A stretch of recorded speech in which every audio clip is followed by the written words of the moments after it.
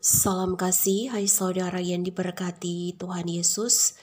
Pada tanggal 29 Oktober sampai 4 November 2023, warga gereja Masih Injili di Minahasa membaca dan merenungkan firman Tuhan dari kitab Amos pasal 3 ayat 1 hingga ayatnya yang ke-8. Sebelum kita membaca dan merenungkan firman Tuhan ini, mari berdoa. Ya Tuhan, firman-Mu bagaikan pedang bermata dua yang dapat memisahkan jiwa dan roh, bahkan mematakan sendi-sendi. Maka mampukan kami untuk mendengar dan melakukan firman-Mu yang dapat mengubahkan kami, yang mungkin saja dapat menyakiti tetapi membuat kami terbentuk menjadi manusia yang baru di dalam Tuhan. Roh Kudus-Mu beserta di dalam nama Tuhan Yesus. Amin. Amos pasal 3 ayat 1 hingga ayatnya yang ke-8, firman Tuhan berjudul Nabi sebagai penyambung lidah Allah.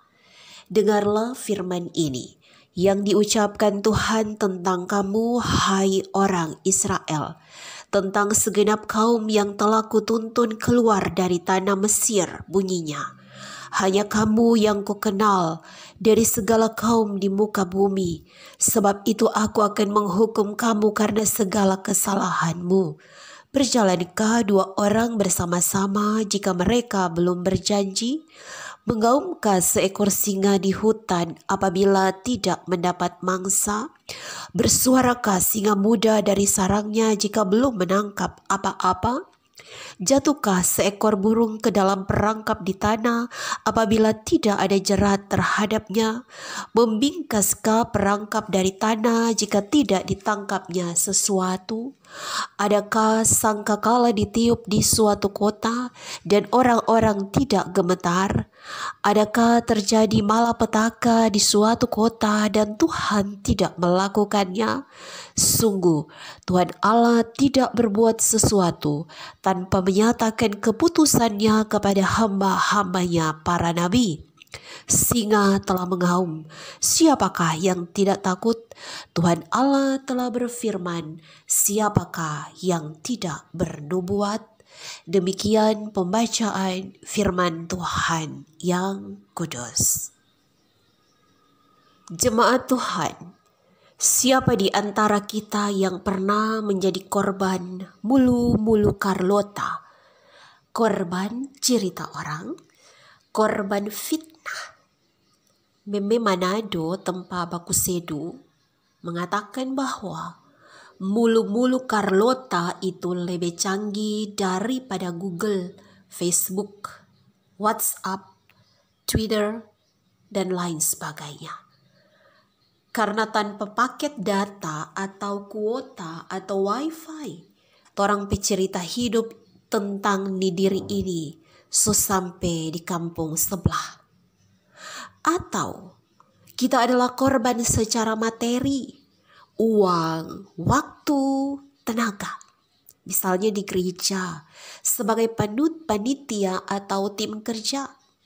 Sampai keluar kalimat, cuma kita jokong diadang, nato. Not action, talk only.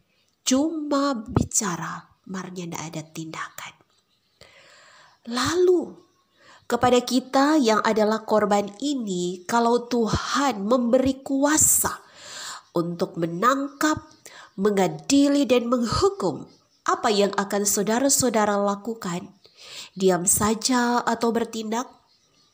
Tuhan Allah, Sang Penguasa, dengan kuasanya yang tidak terbatas, melihat ketidakadilan yang dilakukan oleh para imam dan bangsawan Israel Utara. Raja Yerobeam II yang menindas dan memperbudak orang-orang miskin sesamanya orang Israel. Amos pasal 3 ayat 4 mencatat binatang melawan binatang. Dan ayat 5 manusia melawan binatang. Sehingga manusia selanjutnya melawan manusia. Dan akhirnya manusia menjadi tidak berbeda dengan binatang. Saudara, latar belakang dari Amos pasal 2 ini di ayatnya yang ke-6. Yang pertama adalah Amos pasal 2 ayat 6. Bahwa orang kaya menjual orang miskin sebagai budak karena tidak dapat membayar hutang, sehingga mereka mengambil alih tanah leluhur yang diukur dengan kasut. Yang kedua, Amos pasal 2 ayat 7 bahwa ayah dan anak melanggar kekudusan dengan pergi menjamah perempuan muda. Dan yang ketiga, Amos pasal 2 ayat 8 bahwa mereka tidur di atas pakaian gadaian orang. Kitab Keluaran pasal 22 ayat 25 sampai ayat 27 mencatat bahwa jangan memberi pinjaman dengan bunga kepada orang yang miskin dan kembalikan pakaian yang mereka gadai, karena jika malam tiba mereka akan kedinginan, apakah yang akan mereka pakai? Jemaat Tuhan, ketidakadilan itu menyedihkan hati Tuhan. Karena itu Tuhan Allah mengutus Amos pasal 1 ayat 1 sebagai nabi, sebagai penyambung lidah Allah. Ia adalah seorang peternak domba yang berasal dari pedalaman Bethlehem, yaitu Tekoa, Israel Selatan. Nabi dari bahasa Ibrani navi, yang artinya orang yang mewartakan, yang mengumumkan atau memberitakan pesan Allah. Ketidakadilan begitu penting bagi Allah, sebab jika umat tidak berlaku adil dalam relasi dengan sesama, sesungguhnya ibadah dan kesalehannya adalah sebuah kesia-siaan. Saudara, mari kita memahami arti kata adil. Dalam dunia sekuler, menurut Kamus Besar Bahasa Indonesia, adil itu artinya sama berat, tidak memihak, tidak sewenang-wenang. Misalnya ada 2 bersaudara, kemudian mama bawa kue 1, kue itu harus dibagi sama rata.